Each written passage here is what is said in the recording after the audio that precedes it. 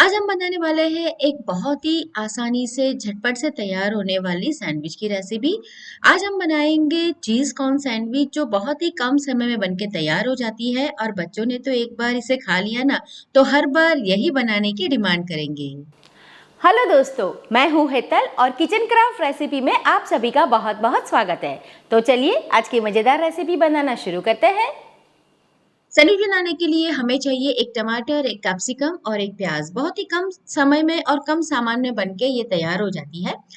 तो यहाँ पर मैंने जो क्वांटिटी ली है उसमें से आप 8 से 10 सैंडविच आसानी से बना सकते हैं।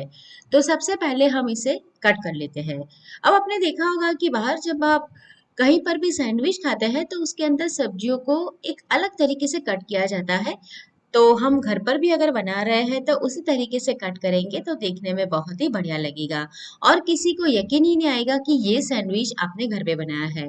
तो सबसे पहले हम कैप्सिकम को कट कर लेते हैं। यहाँ पर मेरे पास ग्रीन कलर का था तो मैंने वो लिया है। अगर आपके पास येलो वाली या फिर रेड वाली शिमला मिर्च है तो आप वो भी ले सकते हैं। उससे भी सैंडविच बहुत कलरफुल लगता है। तो हम पहले इसे लंबाई में कट कर लेंगे और फिर उसके बाद उसे भी कट कर लेंगे।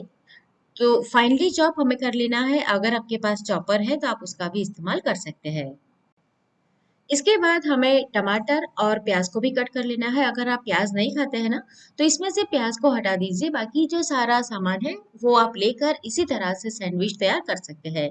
और अगर आपने इस तरह से सारी प्रिपरेशन पहले से करके रखी है तो अगर आपके बच्चे हैं 8 से 10 साल के ऊपर के तो वो भी ये सैंडविच अपने आप आसानी से बना सकते हैं। कई बार ऐसा होता है कि हमें कहीं बाहर जाना होता है या फिर बाहर से आते हैं और शाम को डिनर बनाने के लिए कम समय रहता है तो आप ये सैंडविच की रेसिपी को ज़रूर ट्राई कर सकते हैं। लंच बॉक्स में भी आप बच्चों को ये सैंडविच दे सकते हैं। ये बिल्कुल भी सौगी नहीं होती है और ठंडी होने के बावजूद खाने में बहुत ही बढ़िया लगती है।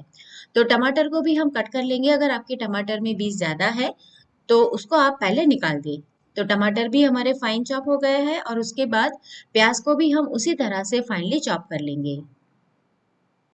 मैं रोज ऐसी नई नई रेसिपी आप लोगों के साथ शेयर करती रहती हूँ। तो दोस्तों अगर रेसिपी पसंद आती है तो वीडियो को लाइक कीजिए, अपने फ्रेंड्स और फैमिली के साथ शेयर कीजिए और चैनल को अभी तक सब्सक्राइब नहीं किया है ना तो जरूर सब्सक्राइब कीजिए। तो लीजिए बातों ही बातों में हमारे जो प्याज है वो भी चॉप हो गए हैं। तो हमारे वेजिटेबल्स अभी तैयार है। यहाँ पर मैंने आधा कप बॉइल कॉर्न ली है। अब यहाँ पर मैंने सैंडविच की जो ब्रेड आती है बड़ी साइज वाली वो ली है और ये नॉर्मल जो मैदे वाली ब्रेड है वो है। आप चाहे तो मल्टीग्रेन या फिर व्हीट ब्रेड का भी इस्तेमाल कर सकते हैं। तो इस तरह से चारों ब्रेड को हम लगा देंगे। और ये खास बात है कि आज हम बिना ओवन बिना ग्रिलर के ये सैंडविच तैयार करने वाले हैं। तो सबसे पहले हम बटर लगा देंगे। बटर लगाने से क्या होगा कि जब आप चटनी लगाएंगे ना तो हमारी जो ब्रेड है वो सौगी नहीं होगी। बटर से उसका ये जो हिस्सा है वो लॉक हो जाएगा यानी चटनी अंदर तक नहीं जाएगी। और ठंडी होने के बावजूद भी हमारी जो ब्रेड है वो सौगी नहीं होगी यानी 4-5 घंटे बाद भी ये इतनी सौगी नहीं होती है। अगर आप चाहे तो घर की जो फ्रेश मलाई है वो लगा सकते हैं या फिर घी भी लगा सकते हैं।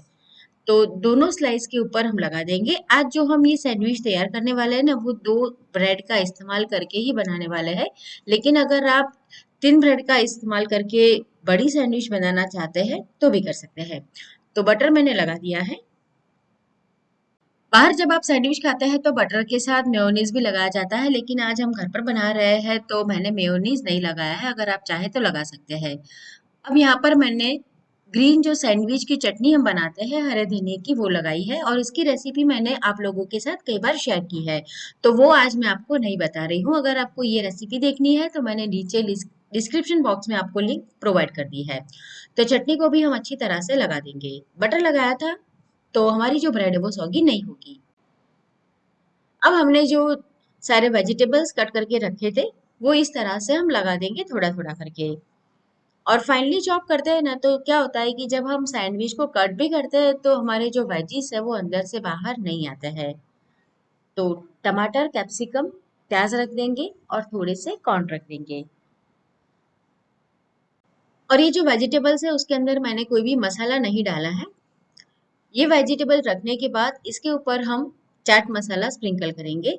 अगर आप ये वेजिटेबल के अंदर ही मसाला डाल देते हैं ना तो वेजिटेबल आपके थोड़े से नरम हो जाएंगे तो हमें ऐसा नहीं चाहिए। इसके लिए इसके ऊपर ही हम डालेंगे। थोड़ी सी यहाँ पर मैंने चिली फ्लेक्स ली है। अगर आप बच्चों के लिए बना रहे हैं, छोटे बच्चे के लिए, तो चिली फ्लेक्स को आप स्किप कर दें, नहीं तो तीखा हो जाएगा। तो दूसरी ब्रेड को भी हम उसी तरह से तैयार कर लेंगे। दूसरी जो ब्रेड है उसको हम उसके ऊपर रख देंगे और हल्के हाथों से उसे हम प्रेस भी कर लेंगे। ध्यान रहे कि आपको वेजिटेबल के ऊपर चाट मसाला और चिली फ्लेक्स दोनों स्प्रिंकल करना है।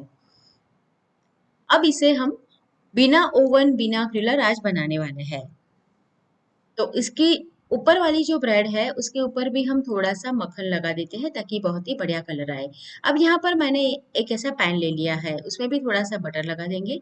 अगर आपके पास ऐसा पैन नहीं है तो आप जो नॉन स्टिक है उसका भी इस्तेमाल कर सकते हैं। कोई भी नॉन स्टिक तवा या नॉन स्टिक पैन आप ले लीजिए और उसके अंदर ये सैंडविच बन जाती है।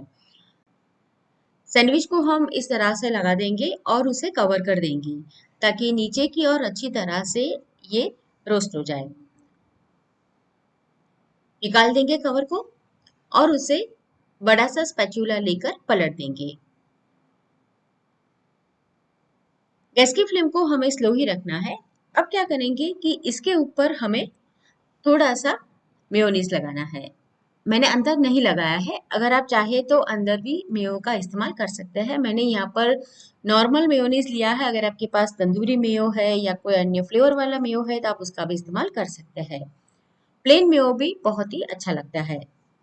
तो 2 चम्मच यहाँ पर मैंने मेयोनीज लगा दिया है अच्छी तरह से। मेयो लगाने के बाद थोड़ा सा टोमेटो केचप लगा देंगे। ये सैंडविच बहुत ही बढ़िया लगती है और अगर आपको पिज़्ज़ा पसंद है ना तो आपको तो ये बहुत ही पसंद आने वाली है। अगर बच्चे पिज़्ज़ा की डिमांड कर रहे हैं तो आप झटपट से ये सैंडविच बना के उन्हें दे सकते हैं। अब यहाँ पर मैंने ये प्रोसेस चीज़ लिया है, अगर आप चाहें तो पिज़्ज़ा का जो चीज़ आता है वो भी ले सकते हैं। चीज़ को इस तरह से हम स्प्रेड कर देंगे और चीज़ की जो क्वांटिटी है वो आप अपनी चॉइस के अकॉर्डिंग कम ज़्यादा कर सकते हैं। यहाँ पर मैंने 1 क्यूब चीज़ लिया था और उसे कद्दूकस करके इस तरह से इसके ऊपर फैला दिया है। इसके ऊपर भी हम थोड़ी सी प्याज और थोड़े से कॉर्न रख देंगे ताकि देखने में वो बहुत ही बढ़िया लगे। थोड़े से कैप्सिकम भी रख देंगे। ध्यान रहे कि गैस की आपकी जो फ्लेम है वो बहुत ही कम रहनी चाहिए, नहीं तो नीचे से ये थोड़ा सा जल जाएगा क्योंकि चीज मेल्ट होने तक हमें इसे पकाना है।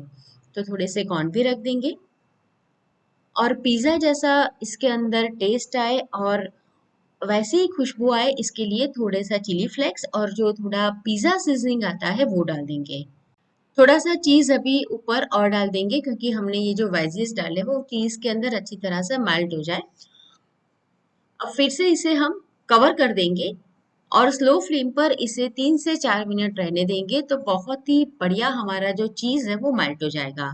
तो 3 से 4 मिनट अभी हो चुके हैं और हमारा जो चीज़ है वो बहुत ही बढ़िया से मेल्ट हो गया है। तो बहुत ही बढ़िया हमारी चीज़ी कॉर्न वेज सैंडविच बनके तैयार हो गई है और वो भी बिना ओवन बिना ग्रिलर के। तो अगर आपको जब भी पिज़्ज़ा खाने का मन हो इंस्टेंटली तो आप इस तरह से ये सैंडविच बनाकर ज़रूर ट्राई करें। जब भी आप इसे कट करें तो हल्के हाथों से करें, नहीं तो अंदर का जो स्टफिंग है वो बाहर आ जाएगा। तो दोस्तों आज की ये रेसिपी आपको कैसी लगी ना मुझे कमेंट करके ज़रूर बताएं। आपके जो कमेंट है वो मुझे हमेशा मोटिवेट करते हैं।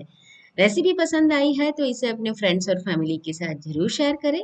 तो फिर से मिलेंगे ऐसी एक और नई मज़ेदार रेसिपी के साथ।